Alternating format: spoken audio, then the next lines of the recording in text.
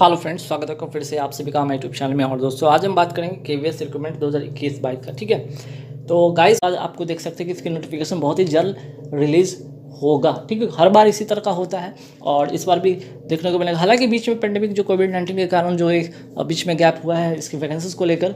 ठीक है, जो परमानेंट टीचर वाला था, हालांकि एक कॉन्ट्रैक्ट बेसिस पे इसके पहले भी केवीएस रिक्रूटमेंट का जो आया था कुछ दिन पहले, लेकिन अब यहाँ पे बात करेंगे परमानेंट जो है इसकी रिक्रूटमेंट के लेकर। यहाँ पे एक मैं आप लोगों के साथ वीडियो शेयर करूँगा कि जिसमें कि इसका जो है नोटिफिकेशन कब तक आ सकता है, एग्ज़ाम कब तक हो सकते हैं, नंबर ऑफ वैकेंसीज क्या रह सकता है, और इसके एग्ज़ाम पॉइंट ऑफ व्यू से इंपॉर्टेंट चीज़ कि भाई आपका जो एलिजिबिलिटी क्या है, एज क्या है, सबसे इंपॉर्टेंट ये चीज़ मैटर करता है। ठीक है, इन सारे विषय पे बात करेंगे। तो हम यहाँ पे बात करेंगे केवीएस, पीजीटी, टीजीटी, पीआरटी। ठीक है, केवीएस, पीजीटी, टीजीटी, पीआरटी और जैसे लाइब्रेरियन हो गया आपका। ठीक है, तो सारे यहाँ पे जितने भी टाइप्स के यहाँ पे जो वैकेंसीज रिक्रूटमेंट निकालती है। ठीक है, जिसमें कि आपको यहाँ पे एलडीसी भी आता है। ठीक है, आपका यहाँ पे पीजीटी, टीजीटी, पीआरटी, एलडीसी हो गया। ठीक है, और लाइब्रेरियन भी होता है, ध्यान रखिए। तो ये सारे 4-5 तरह के वैकेंसी यहाँ पे देखने को बनते हैं, जिसमें अगर हम बात करें कि सर नोटिफिकेशन आपको बहुत ही जल्द नवंबर में देखने को बन सकता है। ठीक है, और एग्ज़ाम की माने तो देखिए आपको 1 महीने का वक्त मिलता है जब आप इस फॉर्म को फिल करेंगे। तो मान के चले कि उसके बाद 3 महीने का वक्त मिलेगा जब आप इसका एग्जामिनेशन होगा। ठीक है, और बात अगर करें टोटल नंबर ऑफ वैकेंसीज का, तो मेरे अकॉर्डिंग मुझे लगता है कि लगभग 9,000 की वैकेंसीज हो सकता है। बीच में डिले हुआ है, डिले होने के कारण बहुत से कुछ ऐसे और भी वैकेंट सीट आए होंगे। ठीक है, वहाँ तो इस हिसाब से 9,000 के आसपास में यहाँ पे वैकेंसी देखने को बन सकता है। ठीक है, तो बस कुछ ऐसे इंपॉर्टेंट फैक्ट हैं जो कि इसके बारे में बात भी करेंगे, खासकर एग्जाम का जो है इंपॉर्टेंट पॉइंट पर चर्चा करेंगे। तो गाइस आप लोग तैयार रहेंगे केवीएस रिक्रूटमेंट 2021-22 का आपका नोटिफिकेशन नवंबर में देखने को बन सकता है, मार्च एग्जाम में हो सकता है। तो चलिए इन सारे चीज़ के बारे में डिटेल्स जानते हैं कि एज, एलिजिबिलिटी, ठीक है, क्या होता है, किनको सीईटी क्या होता है, इसमें सीटेट का क्या रोल प्ले, सीटेट का क्या रोल प्ले होगा, ग्रेजुएशन वाले अप्लाई कर सकते हैं या नहीं, 12th वाले अप्लाई कर सकते हैं कि बीटेक वाले या जो भी हैं। ठीक है, तो जितने भी चीज़ें इन सारे पे बात करते हैं, तो आइए डिटेल्स जानते हैं।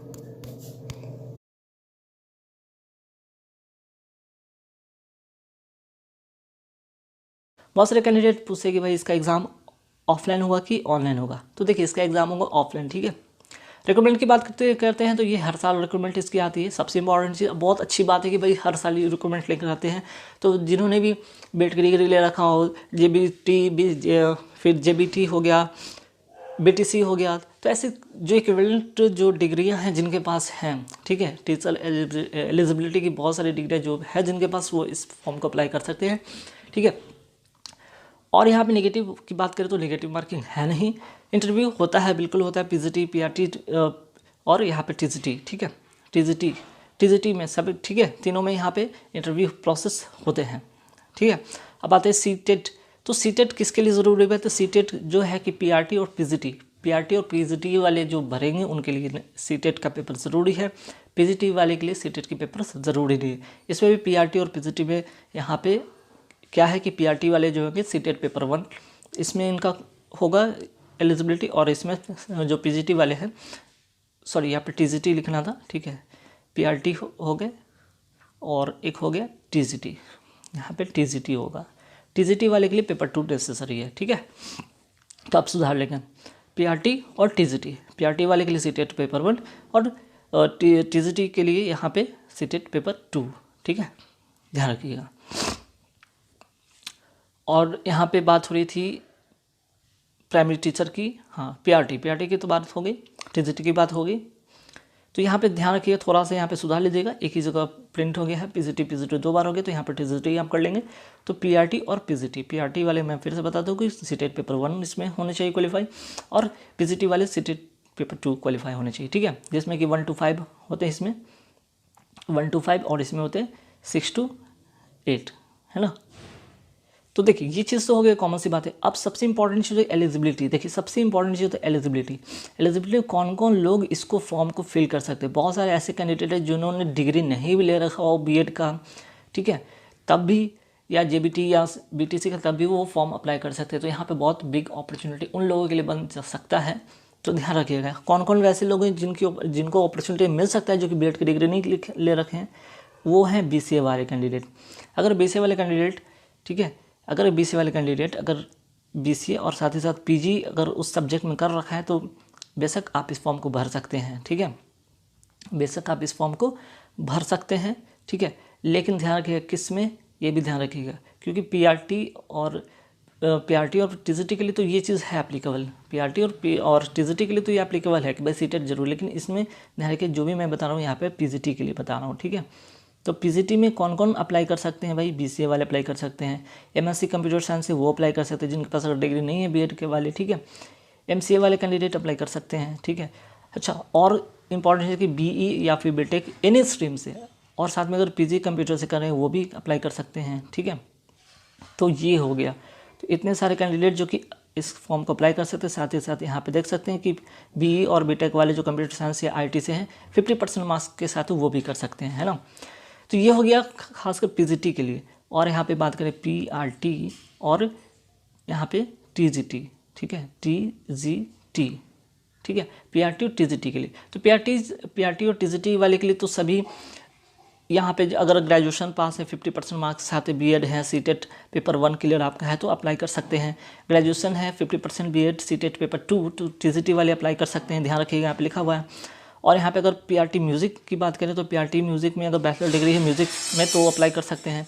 मास्टर डिग्री है 50% BEd और CTET नॉट नेसेसरी, ठीक है, तब भी अप्लाई कर सकते हैं। तो ये इतने सारे फैसिलिटी हैं भाई कि इतने सारे इनको अपॉर्चुनिटी मिल रहा है यहाँ पे PGT वाले के लिए कि भाई आपके पास अगर BEd की डिग्री नहीं तब भी आप अप्लाई कर सकते हैं। कंडीशन है कि BCA और PG होना चाहिए सब्जेक्ट में, MSc कंप्यूटर साइंस से होना चाहिए, MCA होना चाहिए, BE BTech एनी स्ट्रीम से होना चाहिए, PG कंप्यूटर साइंस से होना चाहिए, ठीक है। और BE और BTech कंप्यूटर साइंस और RT विथ 50% मार्क्स के साथ होना चाहिए। TGT वाले के लिए यहाँ पे मैंने फिर से बता रखा है।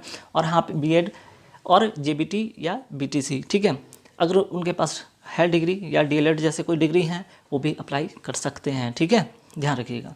अब आते हैं कुछ और इम्पॉर्टेंट चीज़ कि देखिए मैंने अभी बताया था कि CTET पेपर 1 किसके लिए है, तो PRT के लिए 1 to 5 के लिए, CTET पेपर 2 6 to 8 जो है यहाँ पे TGT वाले के लिए हैं। अच्छा, सभी में आप जिस पोस्ट के लिए आप अप्लाई करें उसमें एक जो चीज़ है कंप्यूटर नॉलेज यहाँ पे मांगा गया है, मीन्स कि डिज़ायरेबल है, मीन्स कि आपके पास है तो भी अप्लाई करें, नहीं है तो भी अप्लाई कर सकते हैं, ठीक है। कम से कम बेसिक छोटे मोटे नॉलेज होने चाहिए कंप्यूटर के, बस, और कुछ खास नहीं। अब आते हैं यहाँ पे सिलेबस की बात कर ले फटाफट। तो सिलेबस में देख लीजिए PGT PRT का जो है 150 मार्क्स का पेपर होता है, ध्यान रखिएगा, जिसमें कि कॉमन में क्या क्या पूछा जाता है, pedagogy, reasoning, English, Hindi, computer, ठीक है, जो कि 70 मार्क्स के होते हैं टोटल। और यहाँ पे टोटल 80 मार्क्स के जो स्पेसिफिक सब्जेक्ट होते हैं जैसे English, Hindi, EVS, math 20 marks के होते हैं। तो 150 आपके जो है मिनट मिलते हैं, 150 मिनट यानी कि 2 घंटा जो होते हैं 30 मिनट, 2 घंटा 30 मिनट का समय आपको यहाँ पे मिलेगा, मीन्स कि 150 मार्क्स के लिए 150 मिनट मिलेंगे, ठीक है, नो नेगेटिव है, सबसे बड़ी बात है। अब आते हैं PGT में क्या होगा भाई, तो PGT में रीजनिंग 40 मार्क्स के पूछे जाएंगे, GK करंट अफेयर्स मिलाकर 20 मार्क्स का जो 40 मार्क्स का पूछे जाएंगे, टीचिंग पेडागोगी से 40 मार्क्स के पूछे जाएंगे, और इंग्लिश हिंदी 15 मीन्स की 30 मार्क्स की यहाँ पे इंग्लिश पूछे जाएंगे, ठीक है। और मैं एक बार फिर से पर्टिकुलर जो PRT वाले हैं, जो PGT वाले हैं या TGT वाले हैं, उनको यहाँ पे प्रॉपर मैं यहाँ पे जो है एलिजिबिलिटी मैं लिख दिया हूँ कि जैसे कि PRT वाले हैं जो कि 50% ग्रेजुएशन होना चाहिए, BEd होना चाहिए, CTET पेपर 1 होना चाहिए, competence to teach through Hindi और इंग्लिश मीडियम, मीन्स कि आपको इंग्लिश और हिंदी मीडियम में पढ़ाने की कुशलता होनी चाहिए। प्राइमरी म्यूज़िक टीचर वाले के लिए ध्यान रखिएगा कि बैचलर डिग्री इन म्यूज़िक होना चाहिए। Competence to teach through Hindi and English medium, same चीज़ है इसमें भी, ठीक है। तो बस PRT म्यूज़िक वाले के लिए बस यहाँ पे एक चीज़ है, बैचलर डिग्री इन म्यूज़िक है, अप्लाई कर दें, ठीक है। अब आते हैं TGT वाले की बात करते हैं। तो TGT में क्या भाई, ग्रेजुएशन 50% BEd होना चाहिए और CTET पेपर 2 क्लियर होनी चाहिए, ठीक है। और यहाँ पे आते हैं PGT की बात करें तो मास्टर डिग्री 50% BEd होने चाहिए, ठीक है, competence to teach through Hindi और इंग्लिश मीडियम। तो यहाँ पे देख सकते हैं कि PGT वाले के लिए मैं फिर से बता दूं कि बहुत सारे उनके अपॉर्चुनिटी थे, जैसे BCA वाले कैंडिडेट अप्लाई कर सकते थे, MCA वाले कैंडिडेट अप्लाई कर सकते थे, MSc वाले कैंडिडेट अप्लाई कर सकते थे, ये उनके पास ही अपॉर्चुनिटी है, ठीक है, उनके पास अपॉर्चुनिटी है। BE वाले कैंडिडेट अप्लाई कर सकते थे, BTech वाले कैंडिडेट अप्लाई कर सकते थे, तो इनके पास बहुत सारे यहाँ पे अपॉर्चुनिटियाँ थी, ठीक है। थोड़े से कंडीशन थे, यहाँ पे कोई आपको BEd की डिग्री यहाँ पे मांगा नहीं गया था, है ना, यहाँ पे नेसेसरी नहीं था, साफ तौर पे यहाँ पे बताया गया था कि PGT वाले में यहाँ पे कोई नेसेसरी नहीं था, ठीक है। तो ध्यान रखिए यहाँ पे BEd की अगर बात करें तो लिख देते हैं हम नॉट नेसेसरी, ठीक है, नॉट नेसेसरी। यहाँ पे कोई ज़रूरत नहीं कि बस आपके पास ये डिग्री होनी चाहिए बस, ठीक है, और कंप्यूटर की नॉलेज होनी चाहिए। गाइस एक छोटा सा यहाँ पे नोटिफिकेशन अभी जो आने वाला है उसका एक यहाँ पे ओवरव्यू में दिखाया हूँ, ताकि आप इसके रिगार्डिंग आप अपनी तैयारी को शुरू कर सकते हैं।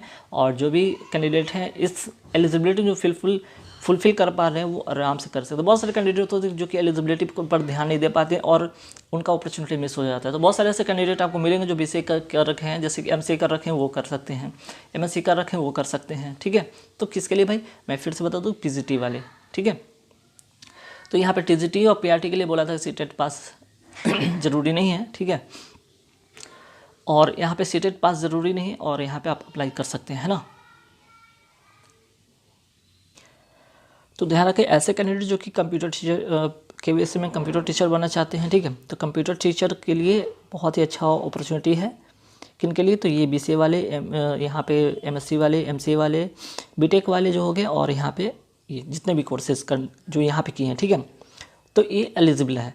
अच्छा यहाँ पे एक चीज़ इंपॉर्टेंट चीज़ है जो कि शायद मैं नहीं बता पाया, जैसे कि इसमें एलिजिबिलिटी की बात करते हैं, ठीक है, तो पीजीटी हो गए, टीजीटी हो गए और पीआरटी हो गए। तो पीआरटी के लिए एज क्या होता है ना, इंपॉर्टेंट चीज़ है। तो यहाँ पे पीआरटी वाले के लिए जो है मैक्सिमम 30 ईयर्स है, ठीक है, मैक्सिमम 30 ईयर्स है। पीजीटी वाले ध्यान रखिएगा कि पीजीटी में जो है मैक्सिमम जो ईयर्स है यहाँ पे 40 ईयर्स है, और टीजीटी की बात करें तो मैक्सिमम जो एज है यहाँ पे 35 ईयर्स है, ठीक है। तो ध्यान रखिएगा, तो PGT, PRT, PGT, TGT, PRT 30 years, PGT 40 years और टीजीटी 35 ईयर्स। तो ऐसे कैंडिडेट जिनका एज है वो अप्लाई कर सकते हैं। साथ ही साथ यहाँ पे आपका जो है एज रिलैक्सेशन में आपका जो है छूट जो मिलेगा उसका आपको बेनिफिट भी मिल सकता है। जिनका अगर एज इससे क्रॉस कर चुका है तो वो इसकी एज रिलैक्सेशन के थ्रू वो फॉर्म को फिल कर सकते हैं, मीन्स कि उसका बेनिफिट आप उठा सकते हैं, है ना। तो गाइस बस एक छोटा सा नोटिफिकेशन था।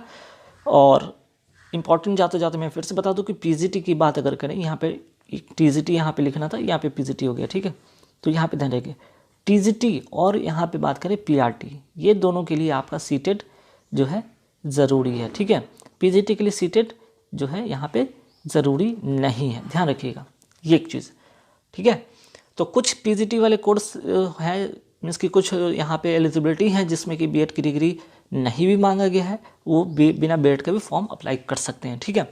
और बाकी में आपका बीएड की या बीएड इक्विवेलेंट का जो है डिग्रियाँ हैं तभी आप अप्लाई कर सकते हैं, ध्यान रखिएगा, ठीक है। साथ ही साथ सीटेट की वो पेपर 1 और पेपर 2 होने चाहिए। तो जैसे भी इसमें जो भी आपको मैं समझा सकूँगा, अगर समझ में आया तो ठीक है, नहीं तो आप कमेंट सेक्शन में आप जाकर कमेंट कर सकते हैं, वहाँ से आप डायरेक्ट पूछ सकते हैं। उससे रिगार्डिंग मैं फिर से एक नया वीडियो लेकर आऊँगा जिसमें कि आपके बहुत सारे जो भी क्यूरी होंगे, कोई डाउट होंगे वो आपको क्लियर कर देंगे। गाइस बस इस वीडियो में था। Thank you very much.